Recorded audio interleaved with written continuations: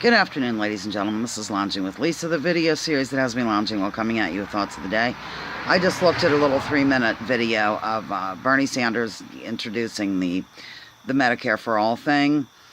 And, of course, now we are going to hear from every media outlet under the sun, how are you going to pay for it, how are you going to pay for it, how are you going to pay for it, how are you going to pay for it. Of course, I left a comment in that particular section that I would like to hear any talking head, and I mean really even from the so-called progressive media, from the independent media, I would like to hear them ask that same question of people who want to increase our military spending by so much money. This whole military, it's disgusting.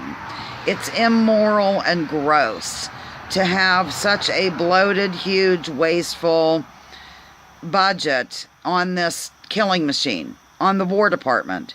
You know, I don't like to call it the Defense Department, it's the War Department, ladies and gentlemen. So this kind of thing really tees me off. You will never hear a talking head ask about it. You will never hear when any of these people come out and say, we need to rebuild the military. You're never going to hear them say, how are you going to pay for it? Never. I will guarantee it.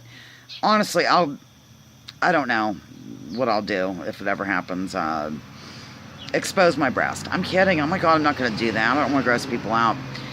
I would have to lift it from the ground to show it to you, ladies and gentlemen. You know, gravity and everything when you get to be 53. But, yeah, so, you know, Godspeed, good luck, and all that stuff that you say with this.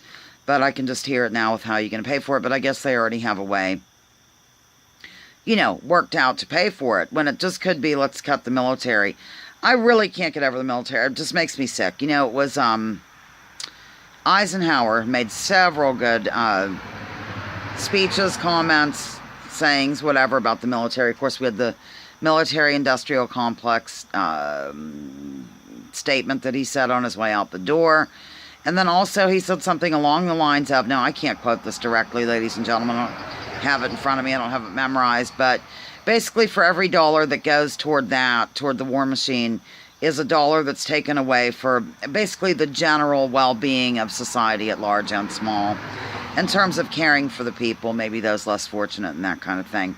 So I don't even know what it is these days, but when I did a report on this a while ago, I'm sorry, a column, but I really did, it was almost like a term paper, about the military. At that time, I think it was, we spend as much as the next 14 countries combined, some of whom are our allies. Recently, I heard somebody mention 21 countries. It could very well be. It's ridiculous. It's insane. It's out of control. It's out of hand. So, now you know how I feel about that. I think Jill Stein, actually, was the only presidential candidate. Not sure if Gary Johnson did. He wasn't sure of his name, or Aleppo. I'm sorry. I think Jill Stein was the only presidential candidate, to my mind anyway, to my memory, that mentioned cutting the military in half, really. I mean, what happened to, what was it the day before 9/11? They were having a gathering, a congressional inquiry or something, I don't know, whatever it's called, where they, was it $2.3 trillion that had gone missing, or was that 3.2 trillion? And then, of course, 9/11 unfolded, and so we didn't really talk about it any longer, did we, ladies and gentlemen? That seems a little odd to me, but oh dear, no, we can't go in that direction. Also, there is some chatter, there's some talk that money really wasn't missing, but it was spent for things that are being kept, you know, secret from us. Secret things going on that we don't know about. There was somebody that years ago, or many people, or I don't know how it worked, I don't know who it was, you might have to look it up. I don't know how you'd look it up if you don't know. Okay. That whatever they're telling you these days that's possible in the future, it already is happening. Like, we have technology now that most wouldn't consider to be conceivable until 50 years from now. I think the number 50 years was even in that statement. Something about, we're 50 years, how did it go? We're 50 years ahead of what we admit to people now, or something, having to do with the secret budget, or the black budget, I guess it's called, and some of the various secret stuff that goes on. You know, people that, I don't know, some people just amaze me, I guess, because they can't stand the government. They think it lies to them. They'll accept the official governmental stories. I don't get that at all. It doesn't make sense. The two things don't go together. But if you listen to John F. Kennedy give a speech about secrecy is the very, to human nature, we can't stand secrecy. I don't know it. But just go look up the John F. Kennedy secrecy quote. I hear it a lot of times at the opening of various shows, including that Dane Wigington from geoengineeringwatch.org. By the way, I found another website. Somebody told me about it in a comment section on Mike Rivera's show about that weather warfare kind of stuff. Oh, what is it called? I'm going to go get it right now. I can pause. Hold on. Okay, it's called weathermodificationhistory.com. All one word, weathermodificationhistory.com. I just opened it last night. It looks really good. It has, in case somebody has an objection to Dane Wigington. I find that no matter what the issue, if somebody objects to one of the personalities, let me start this again, my statement. I have found that people are so caught up in personalities, like the cult of personality, cult of personality, cult of personality. Okay, sorry. Yeah, that, like, say that person X is the head of an agency, or of a think tank, I don't know what to call it, an agency, we'll say. And for some reason, people decide they don't care for person X. They don't like his delivery, they don't like the way he looks, he lied about something in the past, whatever.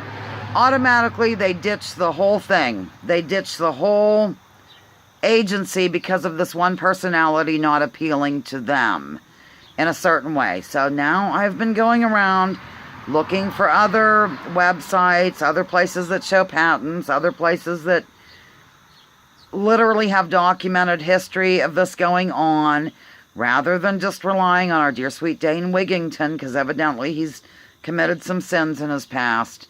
So, you can look at other things, okay? It doesn't have to be just one. It's a shame, but this is, like I said before, this is how Americans have been groomed since day one, is to look to a leader, to look to a cult figure, to look to a god, an authoritarian figure, be it a president, a movie star, and his wife. Oh, that's the millionaire and his wife.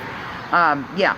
Or, any type of figure. Like Bernie Sanders has become a cult-like figure where, God love Bernie. I'm just using him as an example. But there's some things that of course, he can improve on. But for the most part, I would say he's, a good person, for heaven's sakes. But I'm just saying, some people, many people, get involved in this cult, of following everything somebody says because they're on TV, they're on the radio, they have a video, YouTube series, they claim to be alternative media. I see people falling madly in love with various personalities that might have a YouTube channel, for example. And then if somebody else says something against that person, then they're offended by that. That's why I don't join groups. I try not to be a joiner of these things. I really, really think it leads to groupthink, to sheep kind of behavior, ladies and gentlemen. So, oh my God, I'm just bloviating to the max. Bottom line is, let's see how many times we could do a drinking game. I think we would be rushed to the hospital for alcohol poisoning within the first 15 minutes of the news, especially on corporate media. But, well, even alternative. But when they start saying, how are you going to pay for it, how are you going to pay for it? Every time they say that, take a shot of something. Take a shot of beer or whiskey, or pick your poison. And you will soon be really hospitalized, because that's what we're going to hear now. I guarantee it, because we heard it in the primary. We heard it whenever he brought this out, which he's been bringing out for like 40 years. Oh, speaking of healthcare, I wouldn't like to call it healthcare. Health insurance for everybody, I guess, would be a more appropriate way. George, George from Poland, when he was over here last night, I just asked him a few things. I said, do you have college? Is that part of your citizenship? You just go to college for free, I guess you'd say, in Poland. Oh, yeah. He didn't even know what to make of the question. And then I said, what about health care? I did call it that to him. And, he answered like, oh, my God, of course, you silly goose. Why would you even ask? Kind of thing. Do you know what I mean? So, of course they do. Of course they do.